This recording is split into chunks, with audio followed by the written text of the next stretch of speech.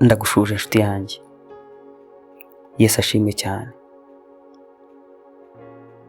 Nagira ngo uyu munsi nkubwire ijambo rikomeye cyane ku buzima bwawe.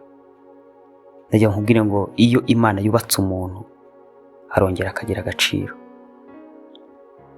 Inshuti yanjye, twabonye ko umuntu ashobora kumva yarasenyutse bitewe n'ibibazo bitandukanye, byaba byatewe n'umuryango, imibereho se, cyangwa imvune zo mu mutima. Ibyo byose bishobora gutuma umuntu yiheba, akumva acitse intege ndetse akumva araniyanze.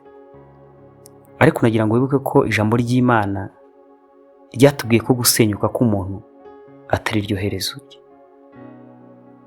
Imana ishobora gufata ubuzima bwasenyutse ikabuhindura bushyashya. Uyu munsi wo wasekaga ukamusekera cyangwa ukishimana nawe. Uyu munsi nagira ngo wumve icyo Imana iri kuvugana nawe. Imana iravugana nawe iri jambo ngo humura, nawe uzubakwa. Humura, uzabaho agaciro. Humura, Imana izakugarukaho igukorera ibikomeye. Nshuti yanjye, Imana nigira icyo ikora ku buzima bwawe, ntabwo izajya ikora ku bintu gusa. Oya rwose, ahubwo nawe izakubaka, nawe izaguhindura amateka, nawe hari ibintu izahindura ku buzima bwawe ndetse abantu bose bakabibona. Kandi nagira ngo nkubwire ngo Imana nikubaka hari ibintu byinshi bizagaragara. Imana izakugarurira icyubahiro cyawe. Birashoboka ko wataye icyubahiro mu maso y'abantu bitewe n'impamvu zitandukanye, ariko Imana nimara kukubaka izatuma abantu bose bongera kugarurira icyubahiro, izatuma abantu bongera kugukunda.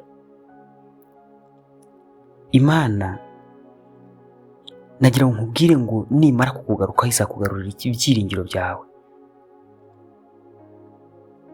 Ndabizi neza ko bitewe n'ibiguca intege, bitewe n'ibyo unyuramo, hari igihe umuntu atakaza ibyiringiro. Ariko Imana nikubaka cyangwa se Imana nikugarukaho izongera kugutera imbaraga ndetse iguhe n'icyizere cyo kongera gutangira.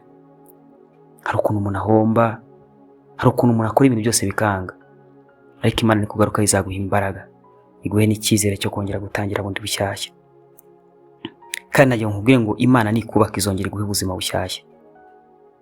Nshuti yanjye, Imana ishobora guhindura amateka y'umuntu igihe ishakiye. Reka nkwinginge ngo nawe ureke kwiheba.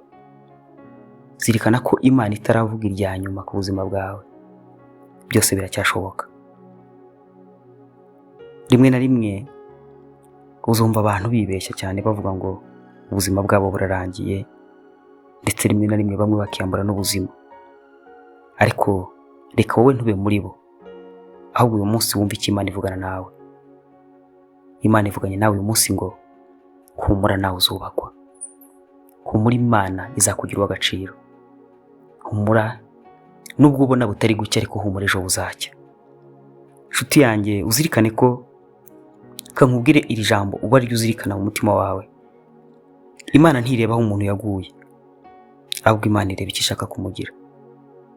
Rero umugambi w'Imana kuri wowe ni munini, umugambi w'Imana kuri wowe ni muremure. Icyo Imana ishaka kukugira kiruta cyane icyo abantu bari kukugira uyu munsi.